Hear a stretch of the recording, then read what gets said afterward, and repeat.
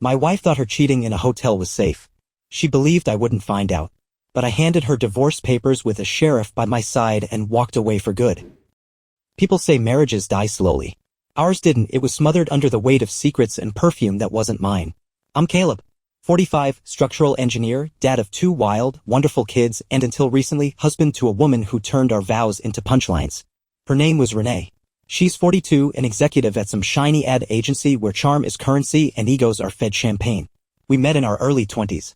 Fast love, rushed vows, sleepless nights turned into diaper runs and parent-teacher conferences. It was never perfect, but it was ours. Through fights and career changes, we stuck it out convinced that love was enough. Spoiler, it isn't when one of you starts shopping for attention elsewhere.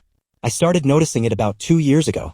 Renee stopped laughing at my jokes, the same ones that used to make her snort in coffee shops. She got quieter, colder. More meeting late and less let's cook together tonight. She compared me to her boss, Damien, a man with a Rolex, a fake smile, and a trophy wife. It started subtly. Damien always plans surprises for his wife, or Damien never forgets anniversaries. At first, I brushed it off. Thought she was just venting. I should have known better. I tried. God, I tried. I read books.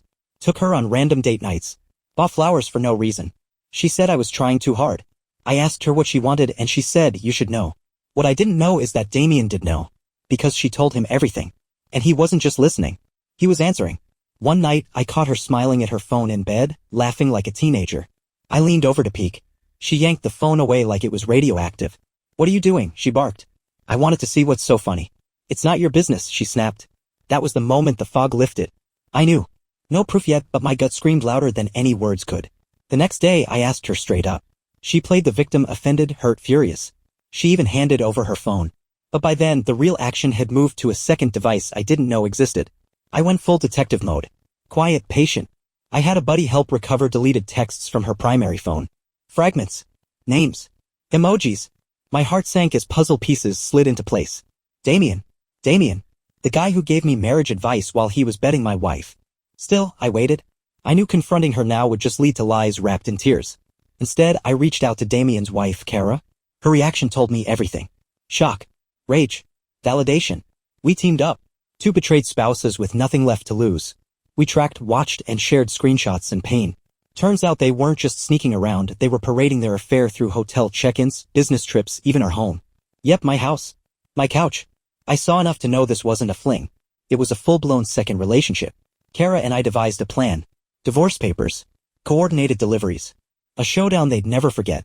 We knew they had a weekend booked at a boutique hotel 3 towns over. I went with a sheriff.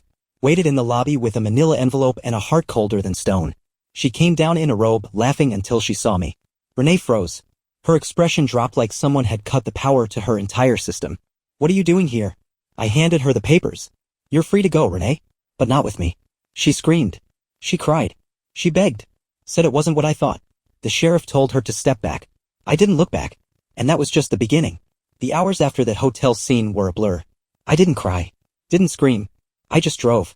Highway lines flickered past like white noise while my brain replayed every moment, not of the betrayal, but of the years I'd given her without a receipt. Back home, I stepped into silence. The kind that doesn't welcome, it hovers. Every photo on the walls looked staged now, like props from a sitcom I wasn't starring in anymore. I grabbed a trash bag and started clearing out her side of the closet. Not because I was angry, but because space was the only thing that made sense. The next morning, Camille called. Adrian had reacted as we expected, denial first, then rage, then a desperate apology monologue straight out of a soap opera. She told him she'd need time. He offered to resign from the company. She told him not to bother.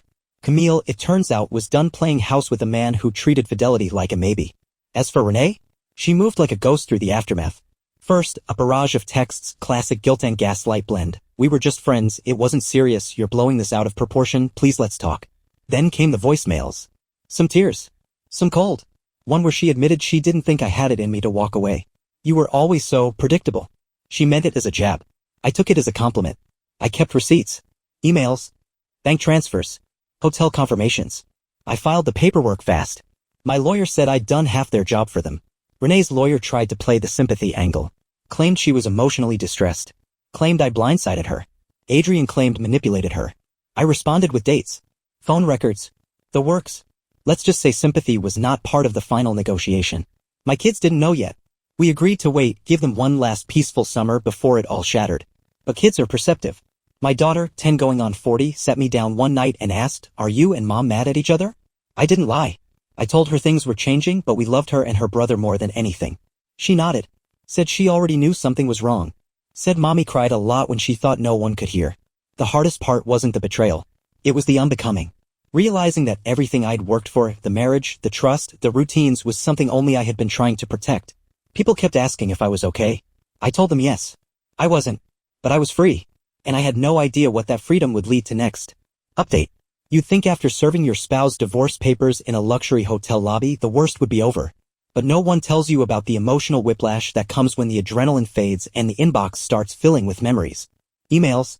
Not the casual kind. Long-winded digital confessions from Renee, like she'd been waiting to unload every guilt-soaked paragraph she never dared to say aloud. She wrote like a character in a novel, trying to redeem herself before the final chapter. I don't know why I let it get that far. I felt invisible in our marriage. Adrian made me feel important again. That doesn't excuse anything, I know. But I'm sorry. I really am. Each line was crafted to cut without bleeding. Blame wrapped in apology. Self-pity disguised as honesty. I didn't respond. Not because I didn't have words, but because mine had already been used up in years of trying. Camille and I checked in with each other weekly. We weren't friends exactly, but there's a strange intimacy in sharing a trauma timeline. We updated one another on legal proceedings, co-parenting strategies, and the awkward mechanics of learning to sleep alone again. Her kids were younger, more questions, more confusion. Mine were old enough to understand something big had cracked. Renee tried to win them back through distraction. Trips. Gifts. Sudden affection. I didn't interfere. I wouldn't weaponize my kids against her, but I also wouldn't let her rewrite the story. One afternoon, my son asked if I hated his mom. I told him no, but I can't trust her anymore. And trust is everything. He nodded. Didn't ask again. Meanwhile, Adrian was apparently trying to reinvent himself. New city. New job. A social media purge that removed Camille, their kids, and every tagged photo with Renee. He vanished, digitally speaking. Camille said he offered one last apology, full of metaphors about being broken, misunderstood, and emotionally distant. She didn't bite. Neither did I when Renee asked to meet. She suggested a public place. Said she needed closure. Said she wanted to talk like adults. I agreed. Not for her, but for me. We met at a coffee shop we used to love back when loving each other didn't feel like dodging landmines. She wore too much makeup and not enough sincerity. Her hands trembled around her cup. She started with a compliment, how good I looked. Said I seemed lighter. I told her that's what happens when you stop carrying dead weight. Her eyes welled up. I never meant to hurt you. I almost laughed. Not out of spite, out of disbelief. She still thought intention erased impact. I know, I said. But you did anyway. We sat in silence for a moment. Do you think we could have fixed it? No, I replied. Because I was the only one trying to. She nodded slowly. That was it. No grand gestures. No begging. Just the soft, bitter acknowledgement of something broken beyond repair. I paid for my coffee and left her sitting there in the ruins of our history. Outside, the wind was sharp, but it felt like clarity. Freedom isn't loud. Sometimes it's just the absence of needing to explain yourself. It's strange how quickly a new routine forms after the destruction of an old life. I wasn't rebuilding, I was constructing something entirely unfamiliar. No longer a husband, not yet healed, but finally unshackled. There was a purity in that emptiness, like standing in a house with the walls ripped out and feeling the first clean gust of air. I started taking long walks. Not for fitness, but for sanity. Through neighborhoods I never bothered to explore during the busy years. I noticed things: porch lights left on at noon, toddlers chalking galaxies onto sidewalks, dogs who barked only at leaves. And for the first time in forever, my head felt quiet. The kids spend the weekends with me now. I kept it simple: pancake Saturdays, backyard campfires, movie nights with too much popcorn and just enough bad jokes. They didn't ask about Renee much, but when they did, it came in small doses. Why doesn't she come to game night anymore? Why did she call me twice in one day, but forget my project last week? I answered honestly. Briefly. Age-appropriately. Never venomous. They deserved the truth without the bitterness. Camille and I texted less. Whatever bond we'd formed in the wake of betrayal had served its purpose. She was finding her rhythm, too. New job. Therapy. A dog she didn't want but now adored. We kept a polite distance, woven with a rare check-in. No drama. No flirtation. Just two people who survived something and didn't owe each other anything more. Renee, though, she couldn't stop circling the edges. If regret had a form, it was her voice on the other end of late-night voicemails I never returned. She sounded different now, less sharp, more unsure. The confidence she wore like armor had peeled off. I didn't enjoy her pain, but I didn't rescue her from it either. That part of me was retired. Her lawyer reached out again. Wanted to revisit a few items. A gesture, really, one last play to see if I'd bend. I didn't. Every line in our agreement had been earned, measured, and delivered with surgical precision. I wouldn't undo a single one. One night, while folding laundry, I found a note in the pocket of an old pair of jeans. Her handwriting. A list, things I love about Caleb. It was old. Pre-affair. Probably stuffed in there after some forgotten anniversary. I read it once. Then I burned it in the fire pit. It wasn't about erasing history. It was about choosing what deserved to remain part of my story. A few weeks later, I joined a book club. Just 4 people at first. Then 8. Mostly strangers. A few divorcees. 1 widower. We met in a library basement and talked about characters who lost everything and rebuilt something better. I didn't say much at first. But one night, someone asked what I thought about the protagonist in the latest novel, how he handled betrayal. I paused. And then I said, I think sometimes the best revenge is becoming unrecognizable to the people who took you for granted. A few heads nodded. Someone clapped. I smiled. Not because I wanted their approval, but because I finally believed it myself. Update. It was a Tuesday. Late, cold, and utterly uneventful until my doorbell rang at 9:47 p.m. I was mid-episode of a detective show I wasn't really watching, half a bowl of popcorn on my lap, socks mismatched. The ring wasn't urgent, but persistent, like someone knocking with guilt on their knuckles. I opened the door and there she was. Renee. Holding nothing. Wearing a coat that looked expensive and a face that looked exhausted. Not mascara-running drama, just the slow erosion of someone who finally realized the weight of their own choices. Can we talk? She asked. I hesitated. Not because I didn't know what to say, but because I already knew nothing she said would undo what had been done. But curiosity got the better of me, so I stepped aside. She sat on the edge of my couch like it wasn't once her, too. Hands folded. Jaw tight. The silence was heavy, but she didn't fill it with lies this time. I wanted to see it, she finally said, looking around. Your new life. I leaned against the kitchen counter, arms crossed. It's not new. Just mine. She nodded, eyes flicking over the framed art my daughter made. A small ceramic bowl from a school fair. My son's drawing taped to the fridge. Things she never noticed when we lived together. She didn't cry. She didn't beg. She just looked like she was scanning for remnants of the version of herself she left behind. I messed up, she said. Yeah. I didn't think you'd actually leave. I thought you'd fight me. I wanted you to. So I could tell myself it meant something. That we were worth something. My response was silence. Because some truths don't need rebuttals. She asked about the kids. I gave her updates. School. Friends. What they liked for breakfast now. She smiled at one point, but it didn't reach her eyes. I miss them, she whispered. You chose distance, I replied. They didn't build that wall. She flinched, but again didn't argue. I see you, she said. This version of you. I think I was scared of it. That's not my problem anymore. She stood to leave. No dramatic exits. Just one final look around. I don't know if I'll ever forgive myself. You'll have to live with that. I did. Now it's your turn. I closed the door behind her. There's a unique silence that follows closure. Not the absence of noise, but the absence of chaos. No more late-night pacing.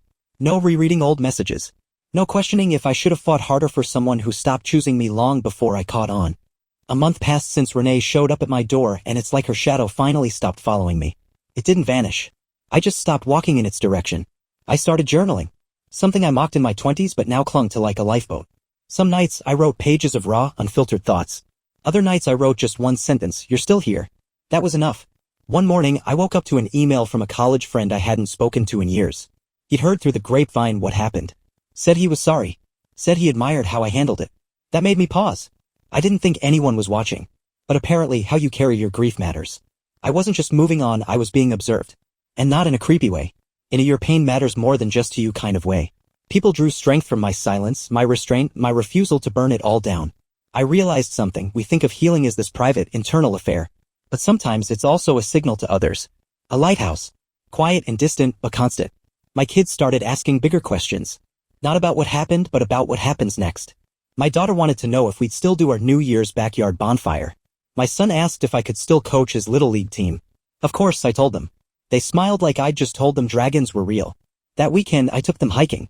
Nothing dramatic, just a trail outside the city. We packed sandwiches and juice boxes and climbed until our legs ached and our voices were breathless from laughing. At the top, we sat on a boulder and looked down at everything we climbed. My son asked, do you think Mom misses this? I didn't lie. She probably does. My daughter chimed in, then why didn't she stay? That hit harder than anything Renee had ever said. I answered carefully. Sometimes people don't leave because they don't love you.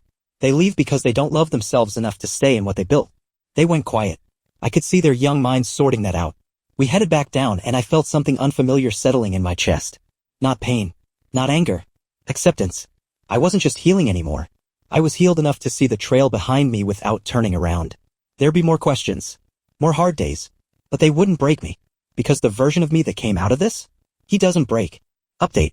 It's been almost a full year since the day I walked into that hotel lobby with a manila envelope and a storm inside my chest. Some days it feels like a distant story from another life. Other days I still catch a faint echo of who I was before it all collapsed.